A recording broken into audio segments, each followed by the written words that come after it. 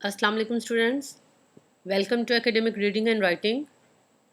Today our topic is paraphrasing and summarizing. अच्छा students, यहाँ पर हम ये डिस्कस करेंगे कि पैराफ्रेजिंग एक्चुअली क्या होता है और समराइजिंग क्या होता है। सबसे पहले हम पैराफ्रेजिंग को डिस्कस करेंगे।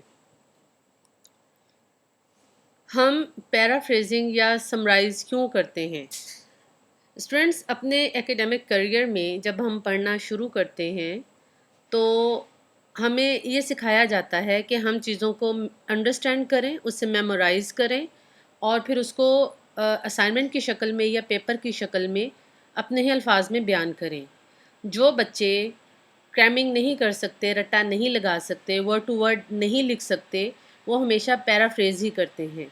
यानी कि किसी भी टेक्स्ट को वो पढ़ते हैं, उसको अंडरस्टैंड करते हैं और फिर उसको अपने अल्फाज में बयान कर देते हैं। तो this is what we call paraphrase. Summarise करना क्या होता है? समराइज़ करना एक्चुअली जब किसी भी एक लॉन्ग टेक्स्ट को हम छोटे से पैराग्राफ या किसी भी छोटे शॉर्ट करके लिखते हैं तो एक्चुअली उसको हम समराइज़ करना कहते हैं। तो पैराफ्रेजिंग एक्चुअली क्या है कि ये एक पॉजिटिव एक्टिविटी भी है और एक नेगेटिव एक्टिविटी भी है। पॉजिटिव एक्टिविटी ये उस सूरत में है जब हम चीज़ों को मेमोराइज़ करते हैं और फिर उसको अपने अल्फाज में बयान कर देते हैं या उसको अंडरस्टैंड करते हैं और अपने अल्फाज में बयान कर देते हैं। मगर ये नेगेटिव एक्टिविटी कैसे है कि जब हम असाइनमेंट्स बना रहे होते हैं और असाइनमेंट बनाते हुए हम किसी के काम को अपना काम कह के बताते हैं तो ये एक्चुअली एक नेगेटिव एक्टिविटी है पैराफ्रेजिंग। तो इसको हम फर्दर देखते हैं। Paraphrasing is restating text giving the meaning in another form. यानी कि एक टेक्स्ट है, उसको हमने अंडरस्टैंड किया और उसको किसी और अंदाज में बयान कर दिया जिससे उसका मतलब चेंज नहीं हुआ बल्कि सिर्फ अल्फाज चेंज हुए। पैराफ्रेज कैसे किया जाता है? तो एक सिंपल सी टेक्निक है इसकी कि हम एक टेक्स्ट को बार बार इस हद तक पढ़ते हैं कि हम उसको मुकम्मल तौर पर समझ जाएं और फिर हम उसको अपने अल्फाज में बयान करते हैं। तो दैट इज़ पैराफ्रेज और ये ख़ास तौर पर लिखने के मामले में होता है। दूसरा इसका स्टेप क्या है? जब हम पैराफ्रेज कर रहे होते हैं तो एक्चुअली उसको हमने देखना नहीं होता है अपने उस पैसेज को। नॉर्मली जो बच्चे अपना लेसन याद करके लिखते हैं या लिख लिख के याद करते हैं वो एक्चुअली पैराफ्रेजिंग ही करते हैं। तो इसमें ये नॉर्मली ये बच्चे जो स्टूडेंट्स अपनी ये टेक्निक यूज़ करते हैं उसमें वो एक पैराग्राफ पढ़ते हैं, उसको अंडरस्टैंड करते हैं, उसके स्टेप्स को अंडरस्टैंड करते हैं और फिर उसको बुक को एक साइड पे रख के उसी पैसेज को, उसी पैराग्राफ को अपने अल्फाज में लिखने की कोशिश करते हैं।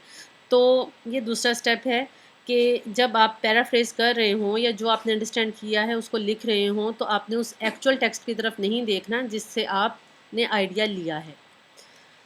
यहाँ पर मैं ज़िक्र करती हूँ प्लेजरिज़म का। प्लेजरिज़म एक्चुअली यूनिवर्सिटी लाइफ में आपने देखा होगा कि ये वर्ड बहुत ज़्यादा इस्तेमाल होता है और बार बार इसका तज़किरा होता है, कॉपी पेस्ट पे बात होती है, प्लेजरिज़म पे बात होती है। तो एक्चुअली प्लेजरिज़म क्या है?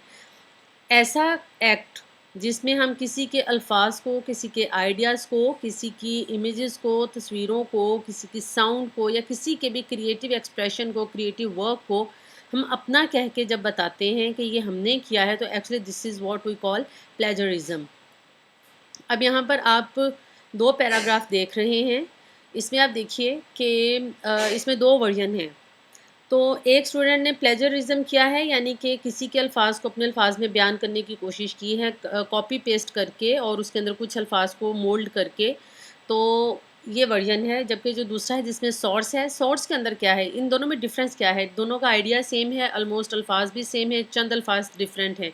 तो ये हमें कैसे पता चलेगा कि जी ये प्लेजरिज्म है या किसी ने कहीं से ये लिया है? देखें, ये जो सोर्स वाला जो साइड है, जो आपको राइट साइड पे जो पैराग्राफ नज़र आ रहा है, ये इन्वर्टेड कोमास के अंदर है। Inverted commas mean this is some sort of quotation जो किसी ने कही है या किसी ने लिखी है।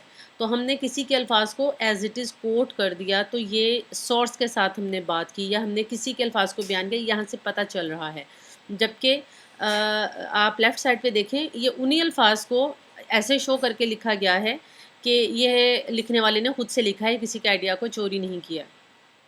अब ये दूसरा वर्जन आप देखें कि प्लेजराइज वर्जन और करेक्ट वर्जन कैसे होता है। जो चोरी शुदा वर्जन है उसमें वही आइडिया अल्फाज बदल के लिख दिया गया, मगर ये नहीं बताया गया कि ये आइडिया कहाँ से लिया गया है। जबकि जो करेक्ट वर्जन है इसमें इन्वर्टेड कोमास के अंदर एज इट इज़ अल्फाज बयान कर दिए गए हैं और साथ में पेज नंबर दिया गया है और साथ में वो रेफरेंस दिया गया है कि वो राइटर कौन है, उसका जो आर्टिकल है उसका नेम क्या है और वो पब्लिश कब हुआ है और किस जर्नल में पब्लिश हुआ है।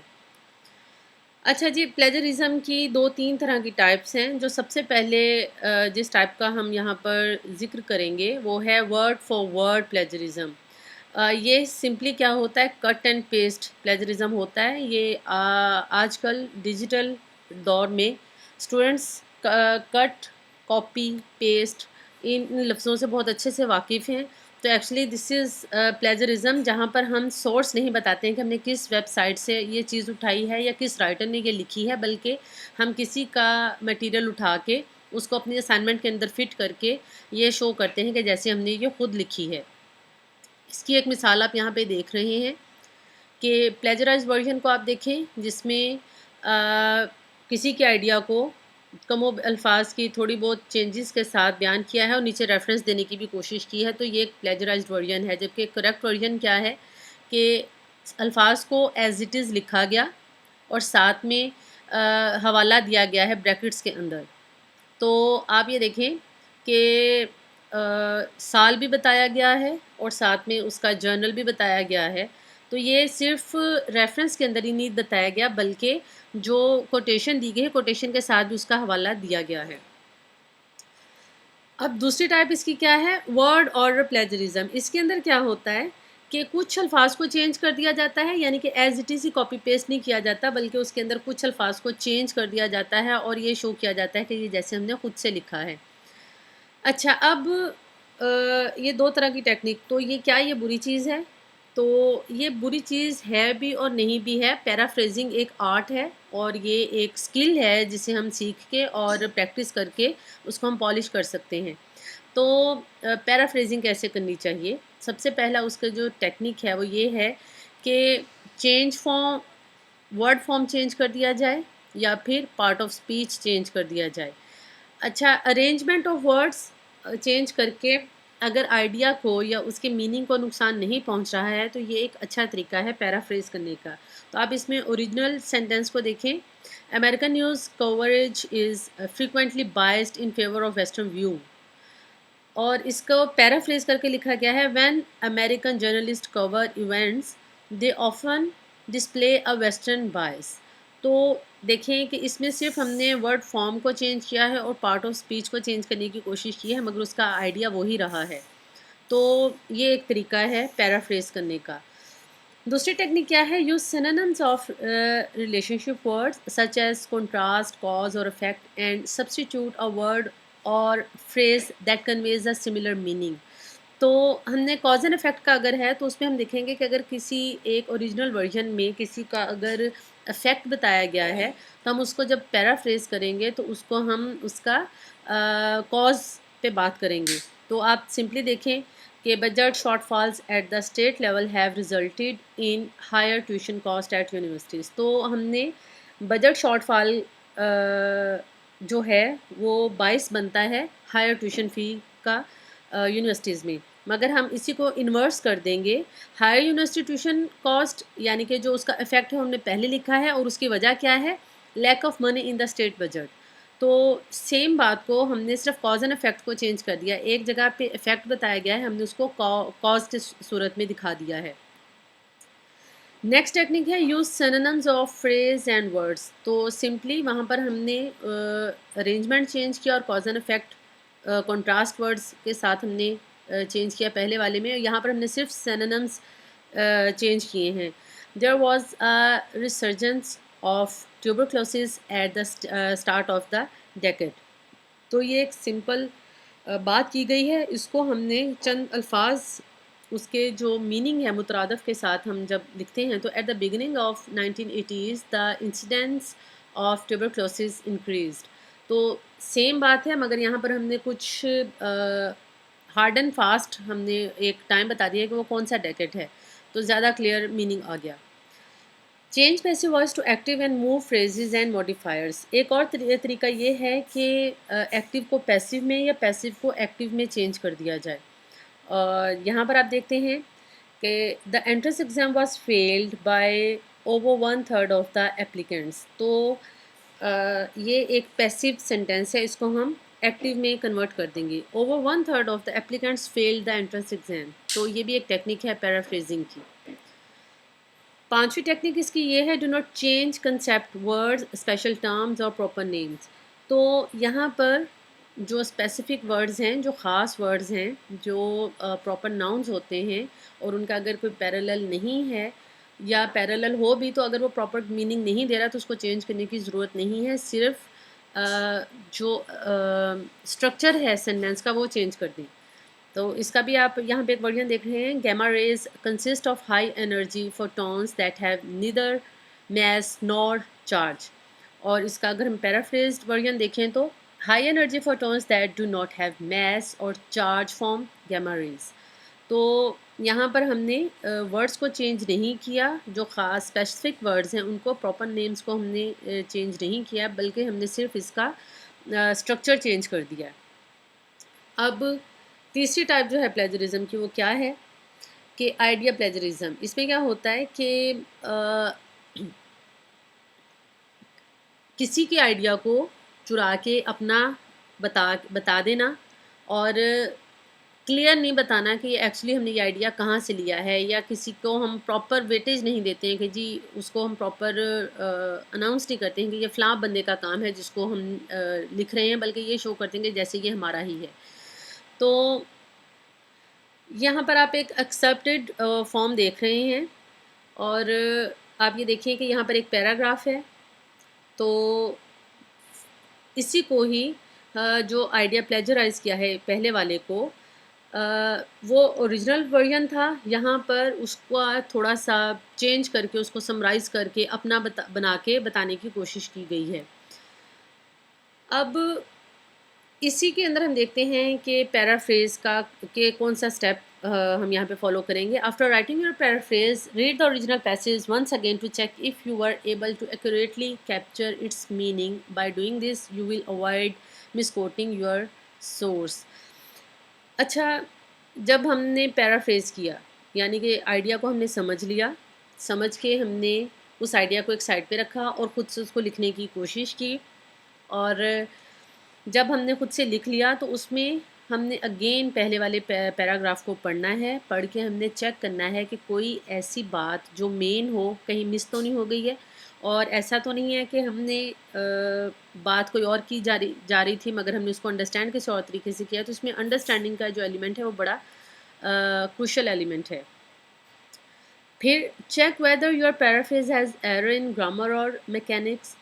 तो फिर इसकी ग्रामर मिस्टेक और स्ट्रक्चर मिस्टेक्स भी देखनी है, कहीं उसके अंदर कोई ऐसी तो नहीं है कि जो फ्रेगमेंट्स हैं या ऐसी फ्रेजेस हैं जो प्रॉपर मीनिंग नहीं दे रही हैं।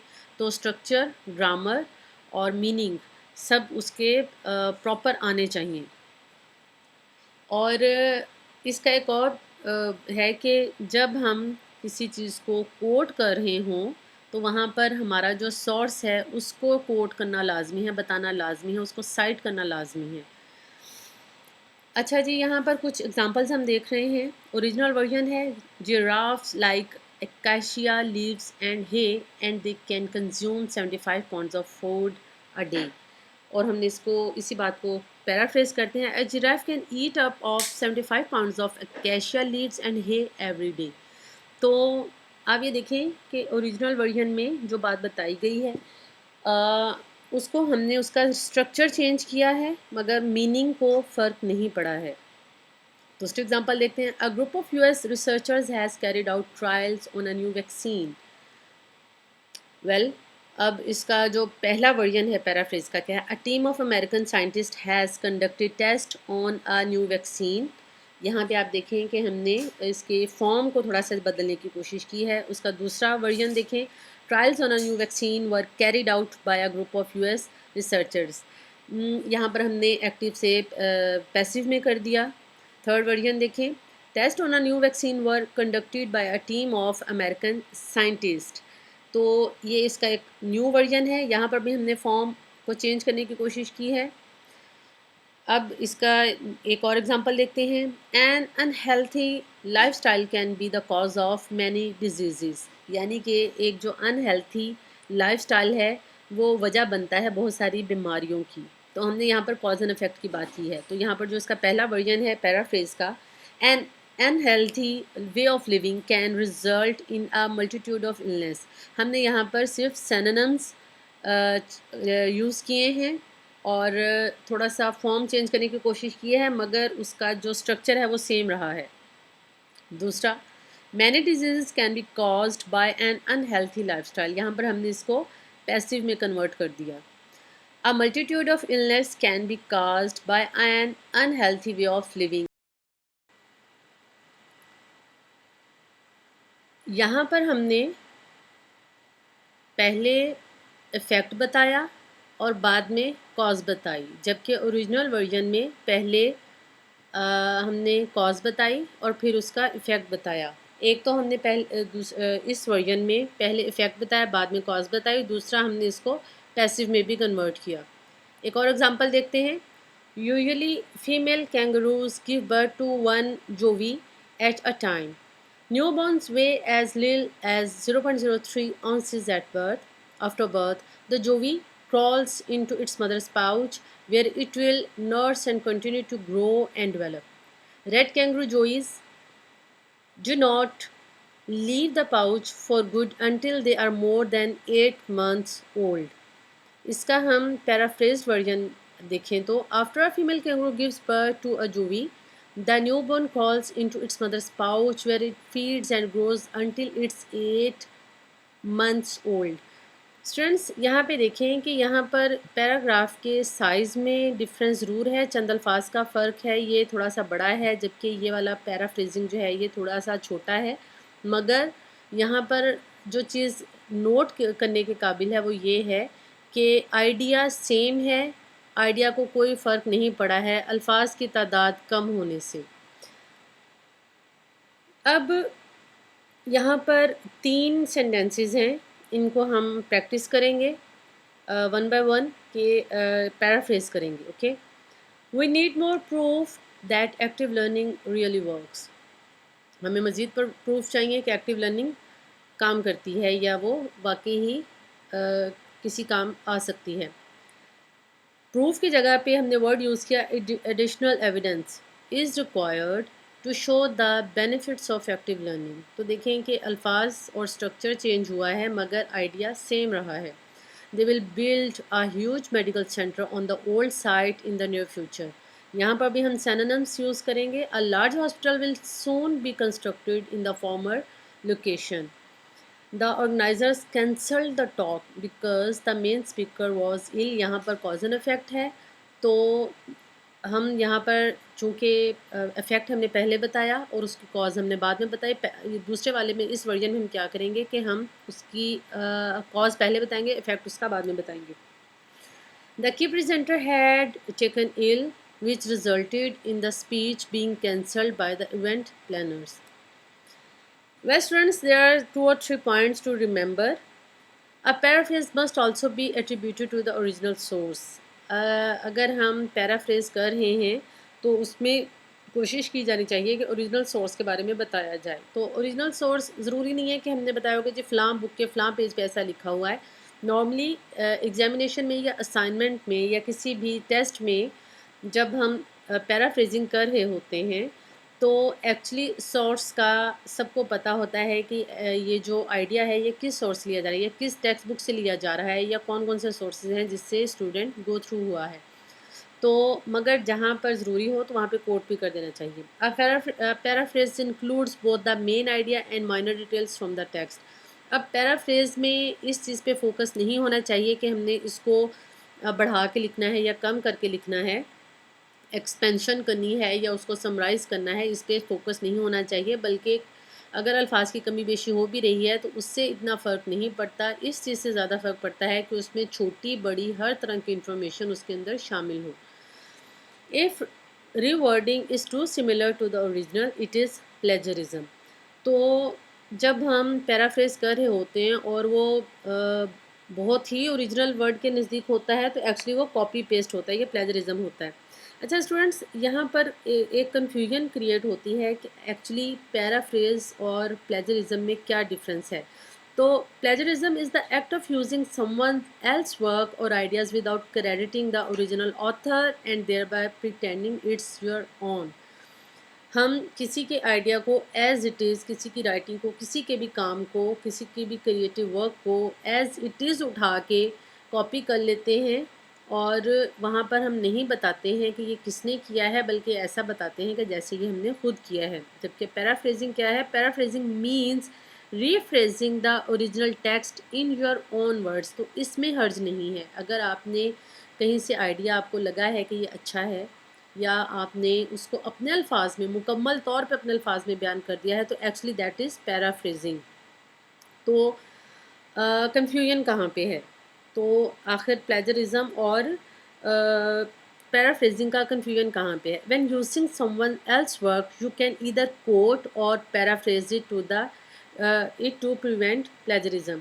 तो हमारे पास सिर्फ दो ही रास्ते हैं। जब हम किसी के काम को किसी के काम से आइडिया लेते हैं तो उसके दो तरीके हैं उसको लिखने के। एक तो ये है कि उसको एज इट इज़ लिख दिया जाए, कोट किया जाए, सोर्स के बारे में बताया जाए कि ये फ़लाँ ने काम किया है और उसका आइडिया मुझे लगा है कि ये मेरे आइडिया के साथ मैच करता है या मैं भी इसी तरह ही सोचता हूँ या सोचती हूँ, तो आप उसको कोट कर दें।